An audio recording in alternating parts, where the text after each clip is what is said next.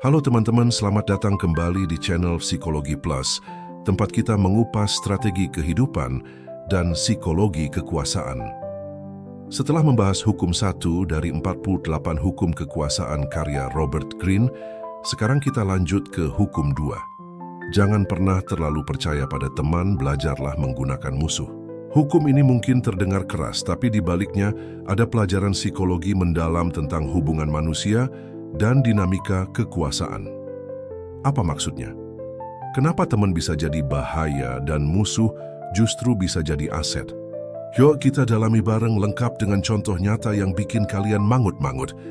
Jangan lupa like, subscribe, dan tekan lonceng notifikasi, biar nggak ketinggalan video berikutnya.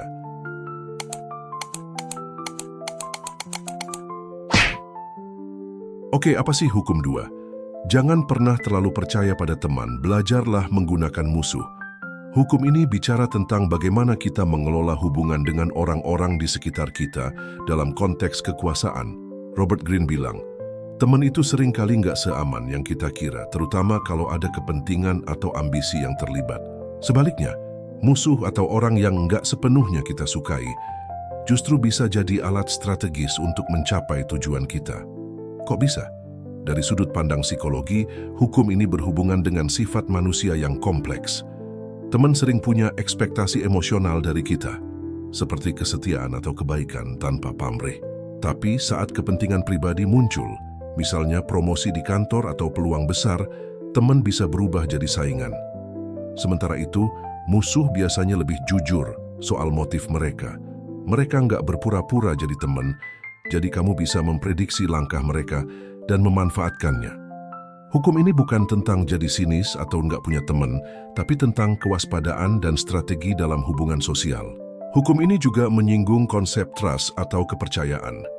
Psikolog seperti Robert Feldman, yang meneliti kebohongan dalam interaksi sosial, bilang bahwa manusia cenderung berbohong untuk menjaga hubungan, terutama dengan teman. Jadi, kepercayaan berlebihan pada teman bisa bikin kita lengah. Sebaliknya, dengan musuh kita udah punya radar waspada yang justru bikin kita lebih siap menghadapi situasi. Mari kita bedah dari sisi psikologi. Hukum 2 ini erat kaitannya dengan beberapa konsep psikologi sosial yang penting. Pertama, ada reciprocity bias atau kecenderungan kita untuk merasa berhutang budi pada orang yang dekat dengan kita, seperti teman. Karena kita merasa nyaman, kita sering mengabaikan tanda-tanda bahwa teman mungkin punya motif tersembunyi. Misalnya, teman yang selalu mendukungmu di depan, tapi diam-diam iri sama kesuksesanmu. Psikolog Roy Baumeister menyebut ini sebagai self-serving bias. Orang cenderung bertindak demi kepentingan sendiri, meskipun mereka terlihat altruistis. Kedua, ada konsep in-group favoritism. Kita cenderung lebih mempercayai orang dari kelompok dalam kita, seperti teman atau keluarga, dibandingkan orang luar. Tapi justru karena kita terlalu percaya, kita sering nggak siap kalau mereka berkhianat demi kepentingan pribadi.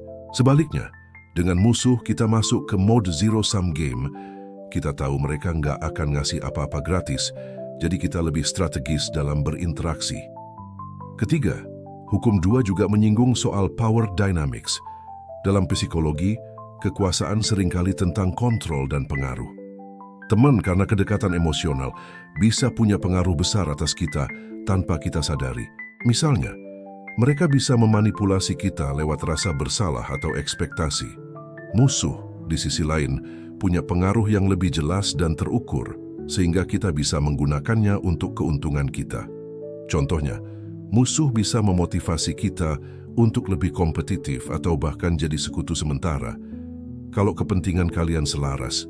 Intinya, hukum ini mengajarkan kita untuk nggak terjebak dalam ilusi bahwa teman selalu baik atau musuh selalu jahat. Psikologi manusia itu kompleks, dan hukum ini mengingatkan kita untuk selalu waspada sambil tetap cerdas memanfaatkan hubungan sosial. Sekarang mari kita lihat contoh nyata, supaya hukum ini lebih gampang dipahami. Kita ambil dari dunia kerja, pertemanan, dan sejarah, biar kalian bisa lihat hukum 2 beraksi di kehidupan nyata. Contoh 1, dunia kerja. Bayangkan kamu dan teman kantormu, Budi, udah akrab banget. Kalian sering makan siang bareng, curhat soal kerja dan saling dukung. Tapi Pas ada kesempatan promosi, Budi tiba-tiba nyebarin gosip kecil tentang kinerjamu ke atasan biar dia yang dapat posisi itu. Kenapa? Karena sebagai teman, Budi tahu kelemahanmu dan nggak segan memanfaatkannya. Kalau kamu terlalu percaya sama Budi, kamu nggak akan siap menghadapi pengkhianatan ini. Nah, kalau kamu menerapkan hukum 2, kamu akan tetap ramah sama Budi, tapi nggak membagi informasi sensitif yang bisa dia gunakan untuk menyakitimu. Contoh 2, pertemanan. Di lingkaran pertemanan, pernah nggak sih kalian punya teman yang kelihatannya suportif, tapi sebenarnya iri? Misalnya, kamu cerita soal pacar baru yang super romantis, tapi temenmu malah mulai nyanyi-nyanyi soal kekurangan pacarmu. Atau kamu share soal pencapaianmu, tapi temenmu cuma bilang, "Ya bagus sih, tapi..." Ini tanda-tanda kecil bahwa temenmu mungkin nggak sepenuhnya seneng sama kesuksesanmu. Hukum 2 ngajarin kita untuk tetap menjaga hubungan, tapi nggak usah terlalu terbuka soal hal-hal yang bisa memicu iri hati. Contoh 3, sejarah Kaisar Wu dan Jenderal Yue Fei. Robert Greene sering pakai contoh sejarah, dan salah satunya adalah kisah Jenderal Yue Fei dari dinasti Song di Tiongkok. Yue Fei adalah jenderal hebat yang setia pada kaisarnya, tapi kaisar malah curiga sama kesuksesan dan popularitasnya. Akibatnya, Yue Fei dijebak dan dihukum mati karena dianggap ancaman. Di sisi lain, kaisar memanfaatkan musuh eksternal, seperti negosiasi dengan musuh politik untuk memperkuat posisinya. Ini menunjukkan bahwa kepercayaan buta pada teman, dalam hal ini kaisar sebagai sekutu, bisa berbahaya, sementara musuh bisa dimanfaatkan secara strategis. Contoh 4, dunia bisnis. Di dunia startup, pernah dengar cerita pendiri perusahaan yang dikhianati partner bisnisnya? Misalnya, 2 teman mendirikan startup bareng. Satu pihak kerja keras bikin produk, sementara yang lain lebih fokus networking. Pas perusahaan mulai sukses, teman yang networking tiba-tiba mengambil alih kendali dan meminggirkan pendiri asli. Kasus kayak gini sering terjadi karena kepercayaan berlebihan pada teman. Sebaliknya, kompetitor di pasar, musuh, bisa dimanfaatkan. Misalnya, dengan belajar dari strategi mereka atau bahkan berkolaborasi untuk pasar yang lebih besar. Oke, sekarang kita tahu kenapa hukum 2 penting dan bagaimana psikologinya bekerja. Tapi, gimana caranya menerapkan hukum ini tanpa jadi orang yang curigaan atau sinis? Berikut beberapa tips praktis. 1. Jaga batasan dengan teman. Bersahabatlah, tapi jangan terlalu terbuka soal rencana atau ambisimu. Misalnya, kalau kamu lagi apply kerja baru, nggak usah ceritain detailnya ke teman kantor. Meskipun kalian akrab, simpan informasi sensitif untuk diri sendiri. 2. Amati motif tersembunyi. Perhatikan tanda-tanda kecil, seperti nada suara atau sikap temanmu saat kamu ceritain kesuksesanmu. Kalau mereka kelihatan nggak nyaman atau berusaha mengalihkan topik, itu bisa jadi sinyal iri hati. Hukum 2 ngajarin kita untuk waspada tanpa harus memusuhi. 3. Manfaatkan musuh untuk motivasi. Musuh atau kompetitor bisa jadi sumber inspirasi. Misalnya, kalau ada rekan kerja yang selalu nyinyir soal kinerjamu, gunakan kritik mereka untuk memperbaiki diri. Atau kalau kompetitor bisnismu punya strategi bagus, pelajari dan adaptasi ke bisnismu. 4. Jadilah diplomatis. Dengan teman, jaga hubungan baik, tapi jangan terlalu bergantung. Dengan musuh, coba cari titik temu di mana kalian bisa saling menguntungkan. Misalnya, kalau kamu bersaing sama rekan kerja, ajak kolaborasi di proyek tertentu biar kalian sama-sama kelihatan bagus di mata atasan.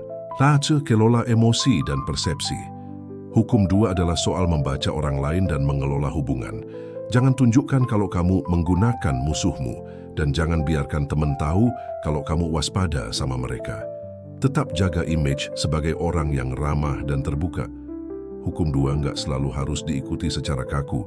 Ada situasi di mana kamu boleh atau bahkan harus percaya pada teman. Misalnya, kalau kamu punya teman yang udah terbukti setia dan nggak punya motif tersembunyi, kepercayaan itu bisa jadi kekuatan. Tapi, pastikan kamu udah mengenal mereka dalam situasi sulit, bukan cuma saat semuanya mulus. Di sisi lain, menggunakan musuh nggak berarti kamu harus manipulatif. Kalau musuhmu jelas-jelas nggak bisa dipercaya atau punya sejarah buruk, Lebih baik hindari daripada ambil risiko. Kuncinya adalah keseimbangan. Gunakan hukum ini sebagai panduan, tapi sesuaikan dengan konteks dan nilai-nilaimu sendiri. Itulah hukum 2. Jangan pernah terlalu percaya pada teman. Belajarlah menggunakan musuh. Hukum ini mengajarkan kita untuk cerdas membaca dinamika sosial dan gak terjebak dalam ilusi kepercayaan buta. Apa pendapat kalian? Pernah nggak sih kalian merasa dikhianati teman atau justru berhasil memanfaatkan kompetitor untuk sukses? Tulis di kolom komentar. Kalau suka video ini, jangan lupa like, share, dan subscribe. Kita akan lanjut ke hukum 3 di video berikutnya. Sampai jumpa.